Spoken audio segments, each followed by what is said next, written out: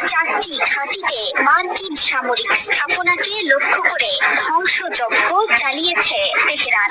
এর মধ্যে সবচেয়ে গুরুত্বপূর্ণ বাহরাইনে মার্কিন ৫ম নৌবহরের সদর দপ্তর। এত গুরুত্বপূর্ণ স্থাপনা থাকা সত্ত্বেও ইরানি মিসাইল কোনোভাবেই আটকাতে পারল না দেশটি। হামলার পর প্রকাশিত ভিডিওতে দেখা গেছে দেশটির রাজধানী মানামায় বিকট শব্দে বিস্ফোরণের পর ধোঁয়া উঠছে উপরের দিকে। ইরান স্পষ্ট করে জানিয়েছে সেখানে আঘাত হেনেছে তাদের শক্তিশালী মিসাইলের বহর। এর মধ্যেই ওই এলাকা থেকে সাধারণ মানুষকে সরিয়ে নিতে শুরু করেছে বাহরাইন।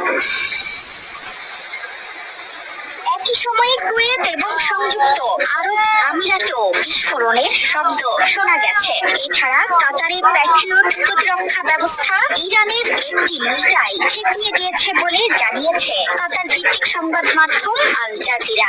ইরানের হামলায় মধ্যপ্রাচ্য জুড়ে তুমুল ক্ষয়ক্ষতির খবর দিয়েছে আন্তর্জাতিক গণমাধ্যমগুলো। এর মধ্যে আকাশসীমা বন্ধ করে দিয়েছে কাতার, কুয়েত এবং আরব আমিরাত। আবুধাবিতে ইরানের ছোড়া বেশ কয়েকটি মিসাইল আঘাত এনেছে। এতে একজনের মৃত্যু হয়েছে বলে জানিয়েছে আল জাজিরা। এই হামলাকে জাতীয় সার্বভৌম ও আন্তর্জাতিক আইনের চরম লঙ্ঘন বলছে আমিরাত।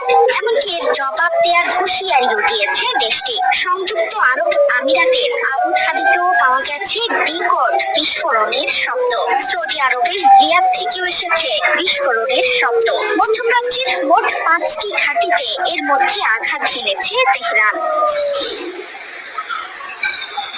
শনিবার সকালে ইরানে ইসরায়েলের আঘাতের পর 1 ঘন্টাও সময় নেয়নি তেহরান। শত্রুর আগ্রাসনের জবাবে অধিকৃত ভূখণ্ডের দিকে প্রথম দফায় মিসাইল এবং ড্রোন হামলা শুরু করে তেহরান। প্রথম দফায় ইসরায়েলের আকাশ সীমায় অন্তত 35টি ব্যালিস্টিক মিসাইল ছুড়েছে ইরান।